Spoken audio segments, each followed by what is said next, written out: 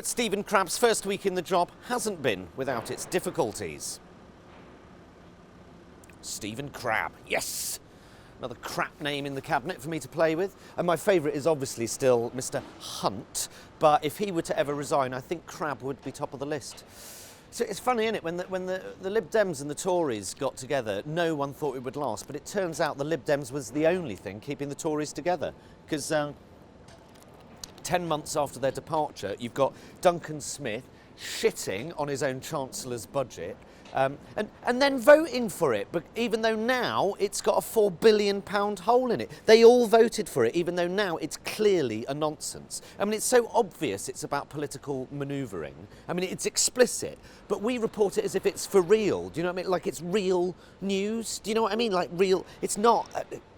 No, I don't know what I'm talking about either, Tim. Actually, I do. I know what this is about. It's about me hating my fucking job. That's what this is about. Now,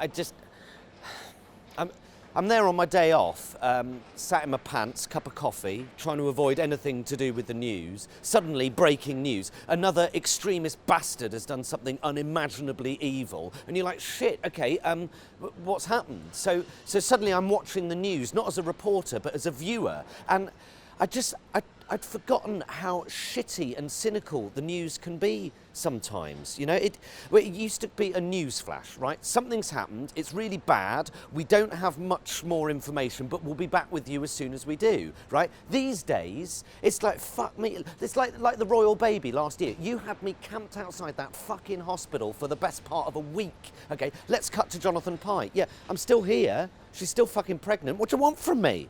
So anyway, I'm sat watching the breaking news, okay? 31 people's bodies aren't yet cold. So let's go and cut and talk to this twat and let's ask his opinion, okay? Let's hope someone says something incendiary. Let's get Katie Hopkins on the phone. Let's interview Trump so he can spout some unhelpful, ill-informed, reactionary bullshit. Let's go listen to this utter cretin reporter hack filling airtime by saying how, oh, the scenes are scarily reminiscent of the London 7/7 bombings. No shit, really? What an insightful observation that is. I'm glad I'm just here talking about the Tories and their backstabbing and their incompetence, because at least that's some carnage I don't mind rubbing the public's noses in.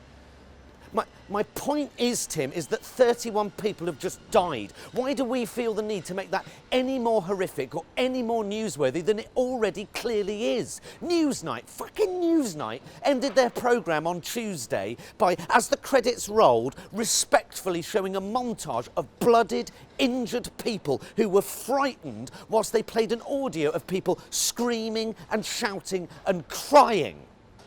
That, ladies and gentlemen, was the fucking news. It makes my stomach turn. It's disgraceful.